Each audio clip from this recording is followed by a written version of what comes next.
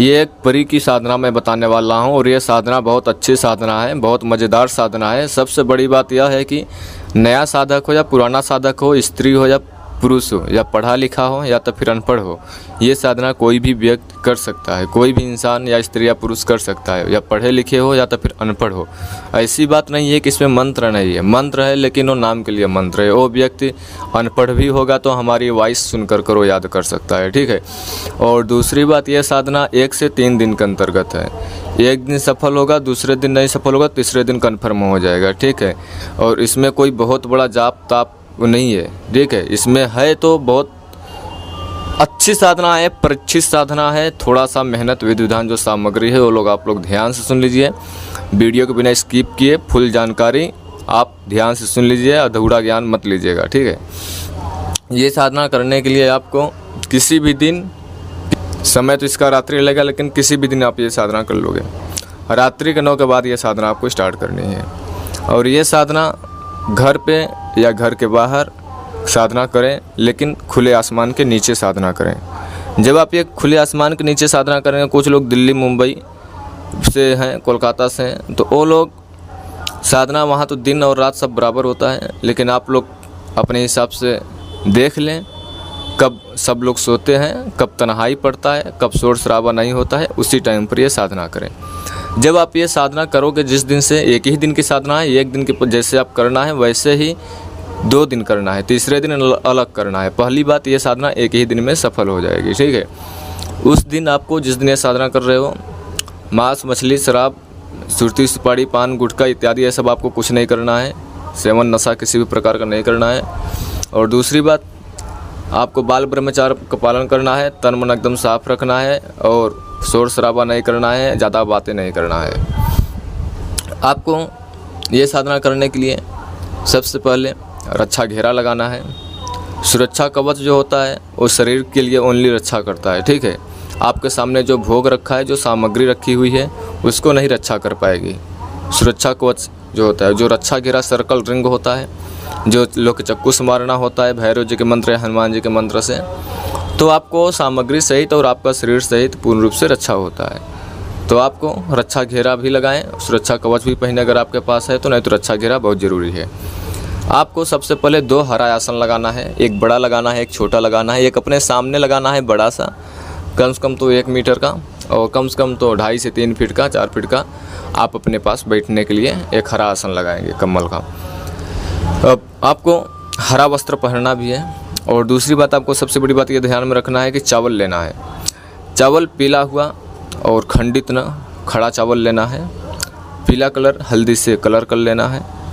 आपको जो सामने हरा आसन रखा है, 8 जगह लाइन से रखेंगे सामने, थोड़ा थोड़ा मुट्ठी मुट्ठी भर चावल गोला बना कर उसी के ऊपर जो आपने एक सामने आसन लगाया है, 8 जगह पीला चावल रखेंगे। 4 अलग बीचों बीच एक आप चौमुखा दीपक जलाएंगे, 4 ज्योति वाला। थोड़ा सा आपको मूंगफली लेना है और आपको इत्र लेना है, इतना सामग्री लेना है। और एक जटा वाला नारियल लेना है जिसमें पानी होता है। और अपने पास कुछ हथियार रखना है, यानी हथियार बोले तो पेचकस लोहा कुछ भी रखना है नारियल का पानी निकालने के लिए। और आपको एक स्टील के नया बर्तन या तांबे का, जो भी आपके पास प्राप्त हो, वो ले लेना है। एक रुद्राक्ष की माला लेना है। इतना सामग्री आपको लेना है। और रुद्राक्ष की माला जो है वो संस्कारित होनी चाहिए, शुद्ध माला होनी चाहिए और वो अच्छा माला होना चाहिए। माला मेरे पास से आप ऑर्डर कर सकते हो, शुद्ध जागृत संस्कारित माला, ठीक है। इसमें आपको साधना 9 बजे के बाद में बैठना है। आपको 25 माला आपको ये साधना करना है।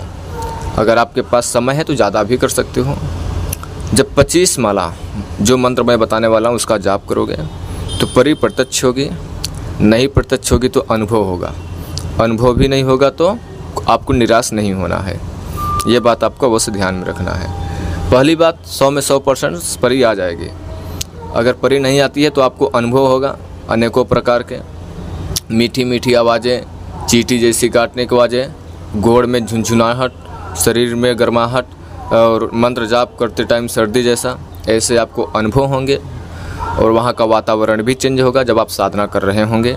जो इत्र है वो अपने ऊपर लगा लेना है।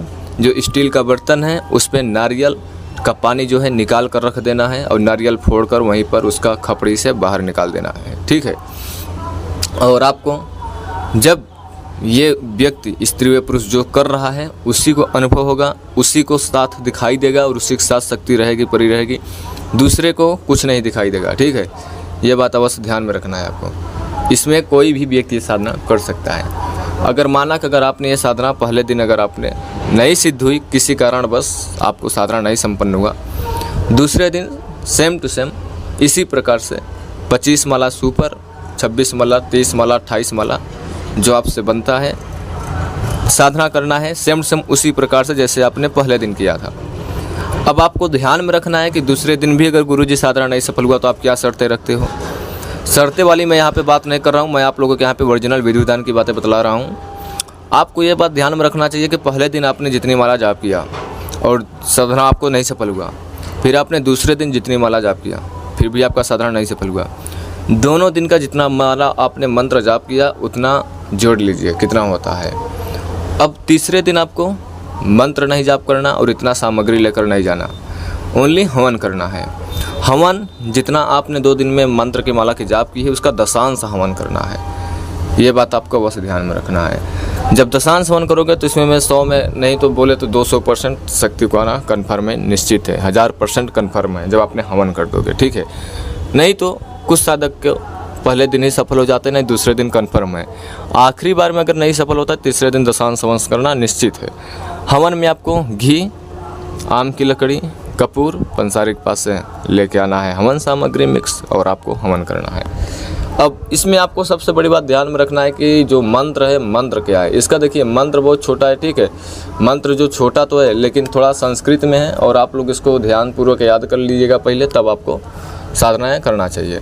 साधना करने से पहले आपको गणेश जी का किसी भी मंत्र को उठा कर एक माला जाप करना है, जैसे कि श्री गणेशाय नमः, श्री गणेशाय नमः, श्री गणेशाय नमः, श्री गणेशाय नमः। इस मंत्र का आपको एक माला जाप कर लेना है पहले दिन, पहली माला, ठीक है। दूसरा आपके पास गुरु है तो गुरु के एक माला जाप करें, गुरु नहीं है तो किसी भी शिव जी का मंत्र का जाप करना है, ओम नमः शिवाय ओम, ठीक है। उसके बावजूद जो ये मेन मंत्र है परी का वो आपको 25 माला के ऊपर कम से कम करना है। ध्यान रहे जब आप माला जाप कर रहे हो, मंत्र जाप कर रहे हो तो आपको ध्यान नहीं भटकाना है, नज़र नहीं भटकाना है, मुख से आवाज़ बाहर आना है, ऐसा मंत्र जाप करना है। दाहिने हाथ से मंत्र जाप करना है और जो माला है ज़मीन पे नहीं टच होना चाहिए। ये बात को खासकर ध्यान में रखना है, कोई भी साधना करते हो ये चीज़ को ध्यान में रखना है, ठीक है। अब मंत्र क्या है ध्यान से सुन लीजिए। ओम होम चेतसा अस्य अष्ट सिद्धेश्वरी परि आगमी होम फट स्वाहा। ओम होम चेतसा अस्य अष्ट सिद्धेश्वरी परि आगमी होम फट स्वाहा। ओम होम चेतसा अस्य अष्ट सिद्धेश्वरी परि आगमी होम फट स्वाहा। ओम होम चेतसा अस्य अष्ट सिद्धेश्वरी परि आगमी होम फट स्वाहा। मंत्र यही था, पूर्ण जानकारी विधि विधान यही था। जब परी आती है तो 3 वचन में उसको ले लीजिए। जब भी मैं आपको बुलाऊंगा तो आपको आना पड़ेगा, जो मैं बोलूँगा सो आपको करना पड़ेगा, बिना मेरी इजाज़त का आप कोई कार्य नहीं करोगे। इतना 3 वचन परी के लिए बहुत काफ़ी होगा। आप ये परी को आप कुछ भी कार्य अपना कर सकते हो और कार्य निकलवा सकते हो। अपना दोस्त जैसा अदृश्य शक्ति अपने पास लाइफ में लेकर चल सकते हो। किसी भी दुनिया के इलाके में, किसी भी भीड़ भटक में आप घुस सकते हो, कहीं पर भी आप अपना जमा सकते हो। सौंदर्य रूप, कल्पकाया चेहरा, वशीकरण जैसी क्रिया, रोगों से मुक्ति जैसा पाना विधि, उसका कोई भी कारण, कुछ भी क्रिया आप इससे आसानी से कार्य निकाल सकते हो। अब आप लोगों को आदेश देना है, मैं बाड़ी को विराम दूंगा, बहुत जल्दी लौटूंगा एक रहस्यमय जानकारी के साथ। अगर आप लोगों को हमारी वीडियो पसंद लगती है तो हमारे चैनल को सब्सक्राइब कर लेना, लाइक कर लेना।